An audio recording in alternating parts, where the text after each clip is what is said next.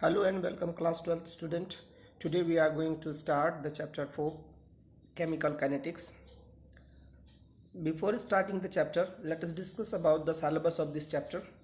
Rate of reaction, average rate and instantaneous rate, factors affecting rate of reaction, concentration, temperature, catalyst, order and molecularity of the reaction, rate law and specific rate constant, integrated rate constant, half-life, only for zero order and first order reaction, concept of collision theory, elementary ideas, no mathematical treatment for that, and activation energy and Arrhenius equation we have to cover in this chapter. So let's begin with chemical kinetics. Chemical kinetics, it is the branch of physical chemistry that deals with the study of rate of chemical reaction and mechanism by which reaction occur.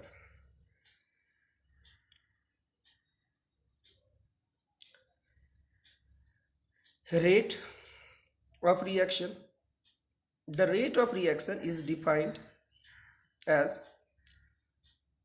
the change in concentration of any reactant or product with time for a reaction.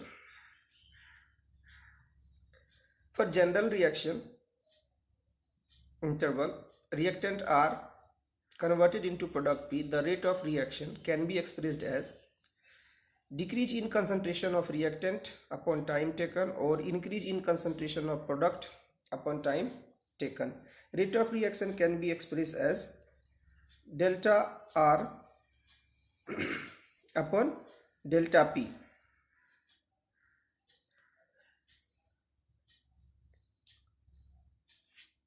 In terms of reactant, minus delta R upon delta P, and P is the concentration of product. Negative sign here indicate that concentration, change in concentration of product, because rate of reaction can be expressed in either terms, in reactant or in terms of product. Here reactant is disappear, that's why it is expressed in terms of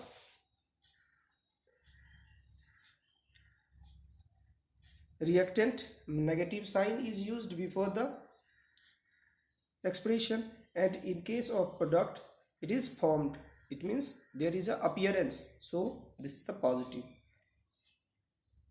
The negative sign expression indicate the decrease in concentration of reactant, and positive sign value gives positive value for the rate.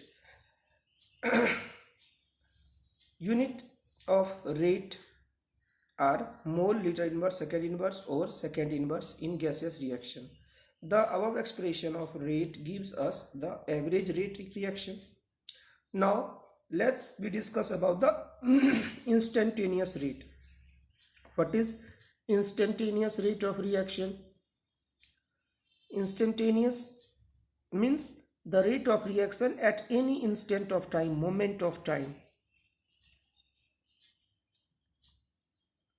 If a reaction start and someone asks what is the rate of reaction after 15 second, after 20th second, after 30th second, and at the 15th second, and so on.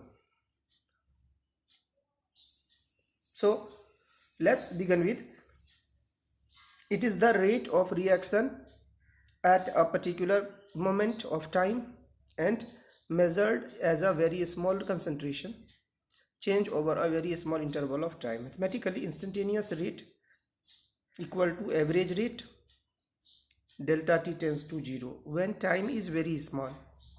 Instantaneous and average rate become equal when time lag is very small. For general reactions, reactant are converted into product.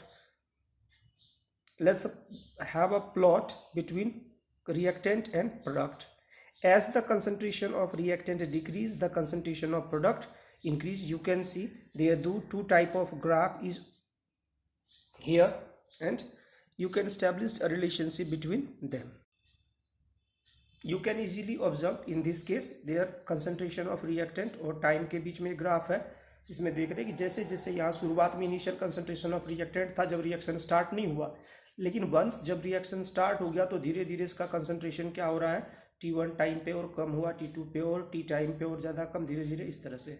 वहीं जब हम product के concentration, जब reaction start नहीं था तो concentration of product zero था, लेकिन जैसे जैसे T1 टेम्परेचर आया तो ये हो गया, T2 पे ये हो गया, T पे ये हो गया, इस तरह से। तो इन दोनों ग्राफ को हम चाहे तो कलेक्टिवली भी दिखा सकते थे, लेकिन इंस्टेंटेनियस रेट को अच्छे से समझने के लिए हमने, इंस्टेंट ऑफ टाइम को समझने के लिए आप जो है चाहो तो आप इस वाले पोर्शन को उठा के इसके साथ मैच करके इस तरह से, या इसको इसके साथ मिला के इस तरह से एक ग्राफ में भी इसे प्लॉट कर सकते हैं। आ गई कि इसका एक्सप्रेशन कैसे एक्सप्रेस्ड करें, तो वहां पर हमने डेल्टा लगा रखा था, कैपिटल डेल्टा। यहाँ पर सिर्फ क्या करते हैं, चेंज इन कंसंट्रेशन या डी, स्मॉल डी से दिखाते हैं। तो सेम है, -dr/dt -dp/dt। यहाँ डी जो है, डेल जो है हमारा, ये स्मॉल चेंजेस के लिए हम यहाँ पर इसका इस्तेमाल करते हैं। इन instantaneous rate can be determine graphically by drawing the tangent at the time t either of the curve of concentration A and B versus time, और कैलकुलेट कर सकते हैं हम स्लोप को। तो इंस्टेंटेनियस रेट क्या होगा, -dr/dt, स्लोप नेगेटिव हो गया उसमें, और +dr/dt होगा तो स्लोप पॉजिटिव हो जाएगा। एक जनरल एक्सप्रेशन है रेट ऑफ रिएक्शन के लिए। मान लीजिए कोई जनरल रिएक्शन है, AABBCCDD है, और ये रिएक्शन गया, तो अगर मुझे आर एवरेज लिखना हो तो मैं इस तरह से लिखूंगा, और इंस्टेंटेनियस लिखना हो तो डी, क्या डेल्टा की जगह पर सिर्फ डी। तो इस तरह से यदि आप इसकी प्रैक्टिस करते हैं, इसे लिखने के लिए अगर आपको आ जाता है, तो एग्जाम में एक क्वेश्चन तो इसके बेस्ड पे आता ही आता है आपका, क्या, write the rate of reaction in terms of concentration of reactant और terms of concentration of product, कुछ भी हो सकता है, अपीयरेंस डिसअपीयरेंस। तो ये लिखने आपको आना चाहिए। यहाँ देखिए, ये जो ए बी सी जो इसके स्टोइचोमेट्रिक कोफिशिएंट था, वो क्या होता है, 1/a 1/b 1/c, इस तरह से हो गया। ठीक है, तो आपको समझ में आ गया होगा कि रेट ऑफ रिएक्शन कैसे लिखते हैं। तो एक छोटा सा जो है, मैं आपको यहाँ पर एक नॉर्मल सा एग्जाम्पल देता हूँ इसके लिए कि आप इसका रेट ऑफ रिएक्शन कैसे लिखेंगे।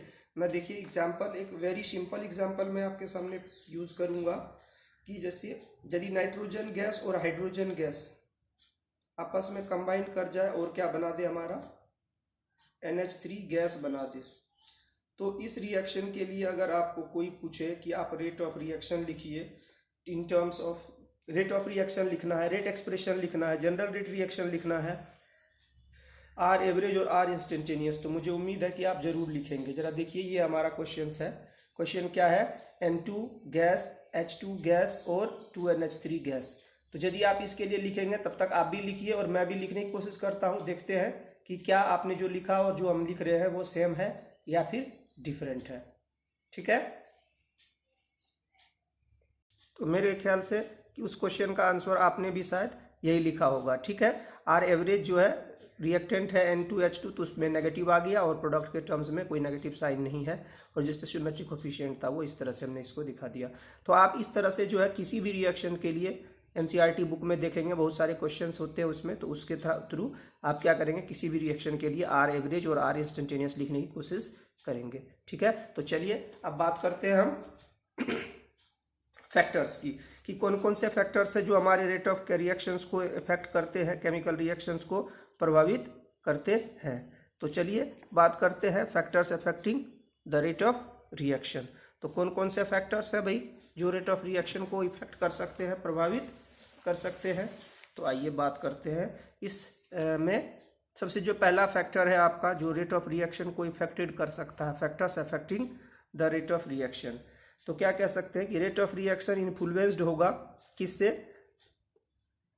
कौन कौन से फैक्टर है भाई रेट ऑफ रिएक्शन को इन्फ्लुएंस्ड करने वाला, nature of reactant, concentration of reactant, temperature, presence of catalyst, surface area of reactant and radiations. ये जो है हमारे 6 जो है मेन जो फैक्टर्स हैं जो कि रेट ऑफ रिएक्शन को इफेक्ट कर सकते हैं, वो यही 6 है। ठीक है, तो जरा सही से सीरियसली समझे और 1 बाय 1 इसको जो है आप एक्सप्लेन करें। एक बार मैं फिर से रिपीट करता हूं आपके लिए कि कौन कौन से फैक्टर्स है रेट ऑफ रिएक्शन को, नेचर ऑफ रिएक्टेंट, दूसरा क्या है आपका कंसंट्रेशन ऑफ रिएक्टेंट, तीसरा क्या है आपका टेम्परेचर, चौथा क्या है प्रेजेंस ऑफ कैटलिस्ट, पांचवा है सरफेस एरिया ऑफ रिएक्शन, और जो छठा है वो है आपका रेडिएशन। इन सब के अलावे जो हमने बात की है कि एक और फैक्टर होता है, वो होता है कि कंसंट्रेशन ऑफ रिएक्टेंट के अलावा, जिसमें concentration of reactant, temperature of reaction, pressure of reaction, presence of catalyst, nature of reactant, surface area of reactant, और इस पे सरफेस एरिया ऑफ रिएक्टेंट के बाद है इफेक्ट ऑफ रेडिएशंस, और एक है इफेक्ट ऑफ फिजिकल स्टेट, कि जो रिएक्टेंट है आपका उसका फिजिकल स्टेट क्या है, सॉलिड, लिक्विड और गैस, वो कौन से स्टेट में एग्जिस्ट करते हैं। तो बात करते हैं, अगर हम कंसंट्रेशन की बात करते हैं या नेचर ऑफ रिएक्टेंट की बात करते हैं, तो नेचर ऑफ रिएक्टेंट्स में क्या होता है, देखिए कि रिएक्टेंट्स इंक्रीज करे, अगर देखिए सिंपल सा है कि यदि आयनिक सब्सटेंस है तो आसानी से रैपिडली रिएक्ट करते हैं, अगर कोवेलेंट है तो वो उसके तुलना में फास्ट रिएक्ट करेंगे आयनिक।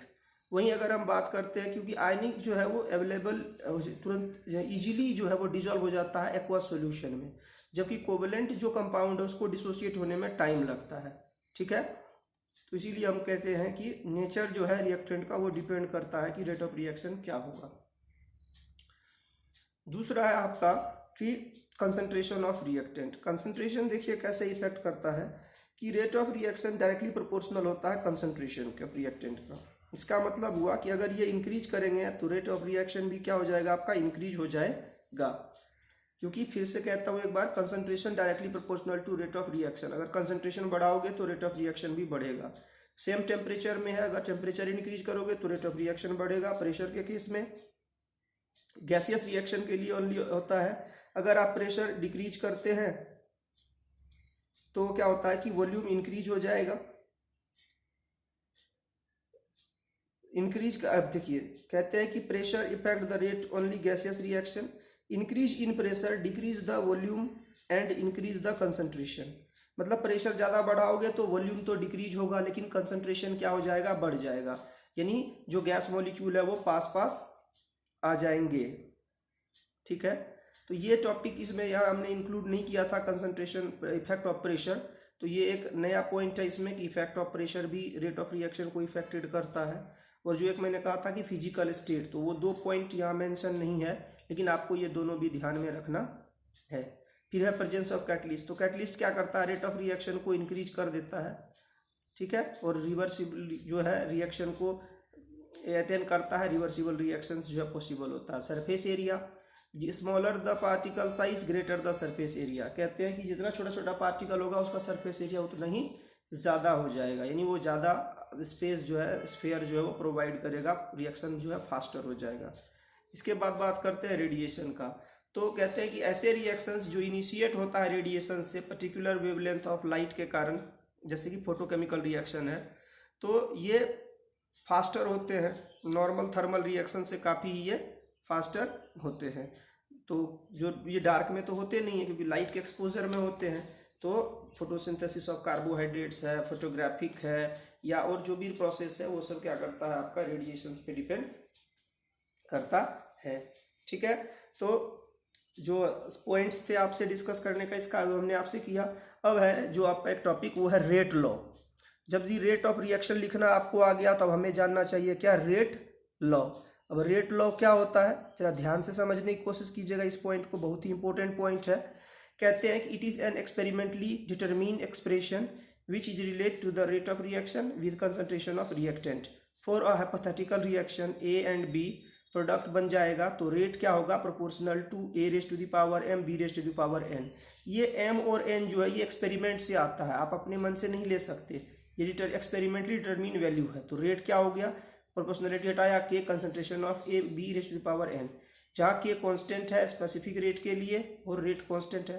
Concentration of A concentration of B अगर 1 मोल हो तो हम क्या कहेंगे, आर इक्वल टू के, यानी तब रेट क्या हो जाएगा आपका, के हो जाएगा, यानी रेट कांस्टेंट के।